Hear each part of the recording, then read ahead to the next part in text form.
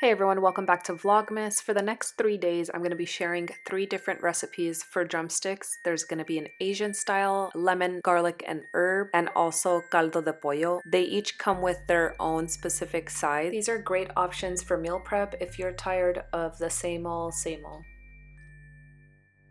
For this recipe, these are the seasonings we'll be using. And this seasoning in the jar is the Montreal chicken seasoning that you guys have seen me use before.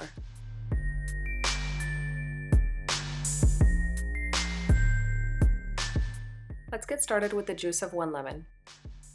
I did have some fresh parsley on hand, so I'm going to add 1 teaspoon, half a tablespoon of this all-purpose seasoning, and half a tablespoon of this Montreal chicken seasoning.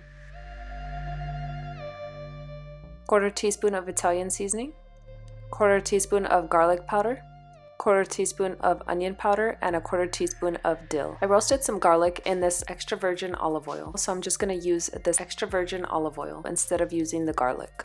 It already has a lot of the garlic flavor infused. If you do not have some garlic oil like this, make sure you use a little bit of minced garlic. Add the marinade to your clean chicken. You can definitely use this marinade for anything: chicken, steak, shrimp, salmon, veggies, anything. It's really good. Just cover it and marinate for at least 1 hour. While that marinates, we're going to move on to the jicama mash. I've shared a more in-depth video on a jicama mash, so I will link that up here in the cards for you, but this is the way a jicama usually comes. All I'm going to do is peel it and dice it into small pieces and add it to a small pot covered with a lot of water. I'm going to let that boil for a long time until it cooks. At this point, I'm going to add 2 garlic cloves and some salt, and about a tablespoon of this Kerrygold pure Irish butter. This one is the salted one. Once it absorbs most of the water, I'm gonna continue to add more so that it can cook. It does take a long time, so you're gonna want to let it completely absorb the water and add more water and let that cook down. Since I'm only making a small amount, I'm gonna add half a tablespoon of Knorr and 2 tablespoons of heavy whipping cream. Once it's tender, I'm going to blend it up. You can definitely just transfer it to a blender and blend it and then add it back to your pot. I'm telling you, it makes such a good creamy mash. I serve it up by adding a little bit of green onion right on top